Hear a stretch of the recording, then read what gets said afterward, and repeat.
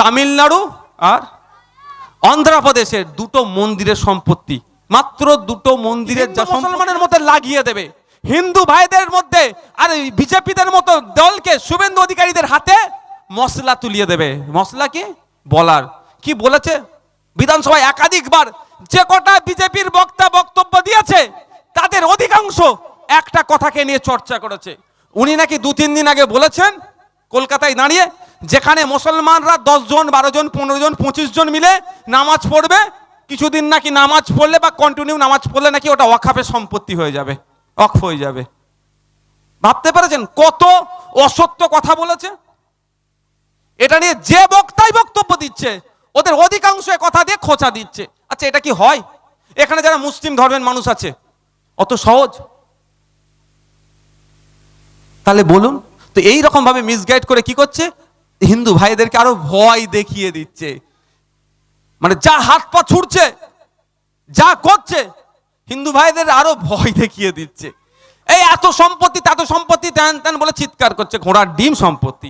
একটুখানি সম্পত্তি ওয়াকফের আছে, কতটুকু? একটুখানি, এতটুকু সম্পত্তি আছে, আর হাত পা যা ছুটছে যেন পুরো ভারতবর্ষটাই ওয়াকফের। এমন করে দেখাতে চাইছে কিছু মৌলী সাহেব আছে আর কিছু বক্তারা আছে। আমি আপনাদের বলি, যে সম্পত্তিটা ওয়াকফের আছে তামিলনাড়ু আর অন্ধ্রপ্রদেশের দুটো মন্দিরের সম্পত্তি, মাত্র দুটো মন্দিরের যা সম্পত্তি আছে ওয়াকফের তাই আছে। সেই ডেটা আমার কাছে আছে। ডেটা যদি ভুল থাকে কেউ শুধরাতে বললে আমি শুধরে নেব। তাহলে বুঝতে পেরেছেন তাহলে কি ভুল বার্তা দিচ্ছে? স্বাভাবিকভাবে হিন্দু ভাইরা মায়েরা বোনেরা কি ভাববে, ওরে বাবা এ তো পুরো ভারত দখল করে ফেলবে, এই বেল বন্ধ করা হোক। এরা যখন বক্তব্য দিচ্ছে ওয়াকফ নিয়ে ফাটিয়ে ফেলছে, কিন্তু এদের এগেনস্টে যে প্রশ্নগুলো উঠছে উত্তর দিচ্ছে না। প্রশ্ন কি উঠেছে যে শুধুই মাত্র নাকি মুসলমানদের জন্য ওয়াকফ বোর্ড আছে, বাকি কোনো ধর্মের জন্য এই ধরনের কোনো বোর্ড নেই, এটা কেন হলো না? জবাব দিতে হবে। কি পড়াশোনা করেনি? সব করে এসেছে, আইনজীবী মানুষ তো। কেন বলছে না উনি? দ্য হিন্দু এন্ডোমেন্টস অ্যাক্ট আছে, 1800 সালের দিকে তৈরি হয়েছে। কেন তিনি বলছেন না দা উত্তরপ্রদেশ আপনার যে মন্দির আছে কাশী বৈষ্ণবনাথ মন্দির অ্যাক্ট 1800 সালের দিকে হয়েছে? কেন তিনি বলছেন না তামিলনাড়ুতে আছে? কেন তিনি বলছেন না কেরলে আছে? কেন তিনি বলছেন না ভারতবর্ষের বিভিন্ন জায়গাতে আমার হিন্দু ভাইদের জন্য, আমার খ্রিস্টান ভাইদের জন্য, আমার শিখ ভাইদের জন্য, আরো যে সমস্ত ধর্মীয় মানুষজন আছে তাদের জন্য আলাদা আলাদা এই ধরনের বোর্ড আছে, তারা চাইলে তাদের সম্পত্তি তাদের বোর্ডে দিয়ে তারা নিয়ে এসে ভোগ করতে পারে? বলছে না কেন? এটাই বুঝতে হবে কেন আমাদেরকে গাল দেয়। এটা বললে তো আর হিন্দু ভাইরা কি ভয় খাবে? এটা বললে কি শিখ ভাইরা আর ভয় খাবে? এটা বললে তো দুধকে দুধ পানিকে পানি হয়ে যাবে। এই সত্যি তো, আমাদের সম্পত্তি যার ইচ্ছা যায় ওই ভাঁড়ে দিই। আপনার ব্যাপারটা এই ক্লাবে এই পাড়াতে এটা তো হতে পারে যে একটা ওই অনেক জায়গায় আছে সবাই 20 টাকা করে মাসে মাসে দিয়ে বা এই ধরনের একটা টাকা জমিয়ে রাখা হয় ঈদের সময় বা এই সময় যেটা করে আছে, তো একটা ফান্ড কালেক্ট করেন। আমি অত এটা আপনারা এই পাড়া মিলে কি করলেন, বারোয়ারি জায়গা করেন না ভাই? জায়গাটা কিভাবে থাকে? সবাইয়ের কন্ট্রিবিউশন থাকে তো। কেউ হয়তো বেশি একটু দিয়ে দিল, বা কেউ জায়গা দিয়ে দিলে বাকি ঘেরা টেরা যা আছে সবাই গাঁটের টাকা দিয়ে একটা করে একটা ছোট্ট কমিটি করে দিই। কমিটিটার কাজ কি হয়? এটাকে দেখভাল করা। কমিটিটা কি ওটা কি নিয়ে পালাবাচ্ছে পারবে? ওয়াকফ বোর্ডটা কি জানতে হবে। এরা বলছে খাই না মাকে। ওয়াকফ বোর্ড মানে আর ট্রাইব্যুনাল মানে সুপ্রিম কোর্টের ওপরে এমন করে দিচ্ছে, ঘোড়ার ডিম। তা এই নিয়ে ভাই অনেক চর্চা আছে। এখন বলতে বলতে কোটা বাজে, আমি এখন ভাই সেই অত এনার্জিও আমার নাই। আমি আপনাদের বললাম যে আবার ফিরে আসি, আমরা একটা লাইভ করব। লাইভ মানে যে আপনাদেরকে 1 থেকে 44 নতুন যে সংশোধনীটা এনেছে, 1 থেকে 1-এ কিছু নেই, 2 থেকে শুরু হচ্ছে নাম বদলানো। এটা শুধু নাম বদলাতে চাইছে বিজেপি। আপনার মোগলসরায়ের নাম বদলে দিল। আমরা ভেবেছিলাম হয়তো ট্রেন অ্যাক্সিডেন্ট একটু কম হবে, মোগলসরাই নাম বদলে দিয়ে ট্রেন অ্যাক্সিডেন্ট আটকাতে পারছি না, আরো বেড়ে যাচ্ছে। আমরা চাই কম হোক। আচ্ছা, প্রত্যেক দিন ট্রেন অ্যাক্সিডেন্ট হচ্ছে, ভাবতে পেরেছেন? ক্ষতিগ্রস্ত কারা হচ্ছে? ভারতীয়। এই ইনক্লুসিভ চিন্তা ভাবনা নিয়ে আসেন, আমি নয় আমরা ক্ষতি হচ্ছি। তো নাম বদলেছে, আরো অনেক পয়েন্টস আছে। সেই পয়েন্টসের উপরে আমরা একবার একটা লাইভে বসবো। আপনাদের কাছে এটাই অনুরোধ যে আপনারা ওই সময় আমাদের লাইফটা দেখবেন। এই জন্যই লাইফটা দেখতে বলছি যে এক্স্যাক্ট কি আছে, আসল আইনে কোথায় কোথায় পরিবর্তন করতে চাইছে, এই পরিবর্তনটা করলে কতটা ক্ষতি হতে পারে বা কতটা কম বা কত বেশি ক্ষতি হতে পারে, এটা কি উচিত হবে, এই পরিবর্তন করলে সংবিধানের কোন ধারাতে আঘাত লাগছে, কোন জায়গাতে সংবিধানের আঘাত লাগছে সেই সমস্তগুলো, এবং এর পরিবর্তে এর এগেনস্টে কি বলা যেতে পারে সেই সমস্ত বিষয়গুলো নিয়ে আমরা একটা আসবো। তাই অনুরোধ করছি, এটা তার আগে যে কেউ মিটিং ডাকলে আপনার ইচ্ছা, আমরা কোনো হস্তক্ষেপ করব না। রাইট টু ফ্রিডম, আপনার অধিকার আছে। রাইট টু মুভমেন্ট, যেখানে ইচ্ছা আপনি যেতে পারেন, আপনি যেতে পারেন। অনুরোধ এটাই যে ওই কাগে কান নিয়ে চলে গেছে, ও দিন গুজার গিয়া ভাই, ও দিন গুজার গিয়া।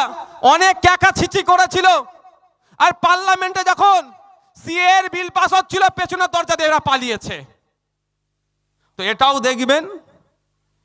দেখবেন ওই করবে। কারণ আজকে আমি বলছি, আপনারা দেখবেন আজকে আমি কিছু কথা আমার কানে এসেছে, আমি আর ডিসক্লোজ করছি না, আমার কিছু কথা কানে এসেছে। দুটো দলের সেশনের পরে লবিতে দাঁড়িয়ে কথা বলছে, আর আমি আসছিলাম, আমার কানে এসেছে, আমি ডিসক্লোজ করছি না। তো এগুলো সব নাটক হচ্ছে, আমি এতটুকু বলে দিলাম। এই যে বিল পাস, এখানে যে রেজুলেশন হ্যান ত্যান, এগুলো সব নাটক হচ্ছে। কিন্তু নাটক হচ্ছে আর না হচ্ছে আমার দেখার প্রয়োজন নাই, আমার বক্তব্যটা আমি সেখানে রেখেছি। তাই আপনাদের বলবো, এই ভাই ইলেকট্রিক কিছু আছে দেখো, তাই আপনাদের বলবো যে আপনারা সজাগ সতর্ক থাকবেন, কোনো ফেতনা ফ্যাসাদে জড়িয়ে পড়বেন না, কারো প্ররোচনায় জড়িয়ে পড়বেন না। তড়িঘড়ি মমতা ব্যানার্জি ওয়াকাফ বিল নিয়ে যে রেজুলেশন আনলেন, আন্ডার অ্যাক্ট 169, এই বিলের পরে তো তড়িঘড়ি মমতা ব্যানার্জি 22শে মে তো ওবিসি সার্টিফিকেট বাতিল হয়েছে, ওবিসি সার্টিফিকেটের বিস্তারিত বলেছেন স্যার। তাহলে আপনি বলুন 22শে মে আর আছে কত তারিখ? ডিসেম্বরের 3 তারিখ, এতদিন আছে। আর আগস্টের 8 তারিখে এই সংশোধনীটা হয়েছিল। আগস্ট আগে আসে না, মে আগে আসে, স্বাভাবিকভাবে শুরু থেকে মে আগে আসছে। 22শে মে 8ই আগস্ট। তাও এটা পার্লামেন্টে জেপিসির কাছে আছে, জেপিসি নাকি টাইম চেয়েছে, পরে সাবমিশন করবে, এতে সাবমিট করবে পার্লামেন্টে। কিন্তু আমার বক্তব্য, দেখুন ওবিসি নিয়ে কোনো চর্চা হচ্ছে না। আমরা বলছি মামলা করেছে, আমি তো 2টো মামলা করেছি। আমি আপনাদের বলি, আমি 2টো মামলা করেছি, একটা নিজের নামে মামলা করেছি, আর একটা যার ওবিসি সার্টিফিকেট বাতিল হয়েছে তার খরচ দিয়ে মামলা করেছি। আমি 2টো মামলা করেছি, তার মামলাটা আমি চালাচ্ছি। তো ওটা তো মামলা চলবে। আমরা কি চেয়েছি? হাইকোর্টের অর্ডার যেটা আছে সেটাকে স্টে করা হোক। আর অনেক কিছু চেয়েছি। প্রাইমারি লেভেলে কি চেয়েছি? হাইকোর্ট যে রায় দিয়েছে এটাকে স্টে করা হোক, আরো অনেক কিছু। কিন্তু রায়টা তো স্টে হয়ে যাবে আশা করছি।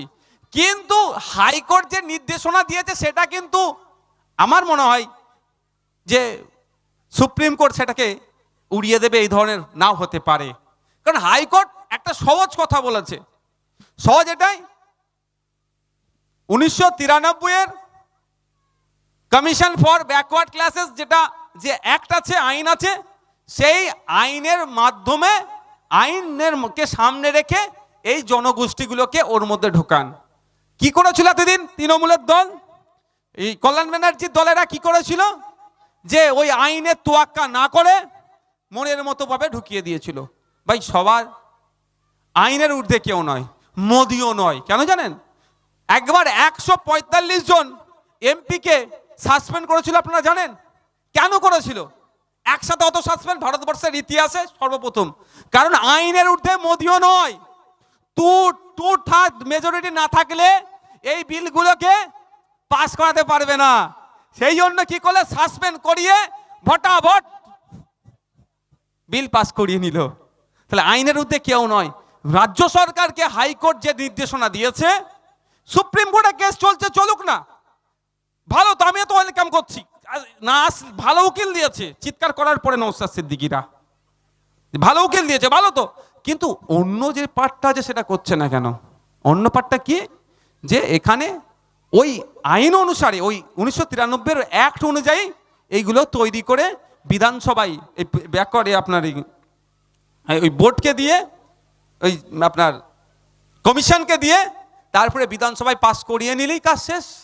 বিধানসভায় তো হামেশাই পাস হবে, কারণ বিজেপি এখন ৭৭ থেকে নেবে, ৭০-এর নিচে নেমে গেছে। আবার তৃণমূলের বন্ধুরা বলছে দরজা খুললেই সব ঢুকে যাবে। তাহলে সব ভেতর ভেতর তৃণমূলের বন্ধু হয়ে বসে আছে। বিল পাস করানোর সময় তো তাহলে বলে দেবে ইশারা করে, এই তোরা আমাদের দিকে ভোট দিবি, নাহলে ওই দিনকে আসবি না। সহজ হয়ে যাবে তো ভাই। তাও করছে না কেন? ওরা কোনোদিনই চায় না আপনি কথা বলুন। ওরা কোনোদিনই চায় না যে ডাঁসি থেকে একটা ছেলে ওঠে, পিছড়ে বর্গের ছেলে, ডাঁসি থেকে একজন আদিবাসী ছেলে, ডাঁসি থেকে একজন দলিত ছেলে, ডাঁসি থেকে একটা মুসলিম ছেলে ওঠে, কোন মেডিকেল কলেজে চান্স পাক। ওরা চায় না ডাঁসি থেকে একটা হিন্দু মুসলমান পিছড়ে বর্গের ছেলে কলকাতা ইউনিভার্সিটিতে ভালো জায়গায় তার কোটার ভিত্তিতে চান্স পাক। ওরা কোনোদিন চায় না। ওরা সব সময় চায় এই ঝাড়গ্রামের আদিবাসীটা, ওই দলিতটা, ওই মুসলমানটা সব সময় ওই ওখানেই পড়ে থাকুক। ওদেরকে এসে ১০০০-১২০০ টাকা মাসে দেবো, আর ওর মায়েদেরকে বলে দেবো আর কিছু করার দরকার নেই, ওটাই ওদের জন্য এনাফ।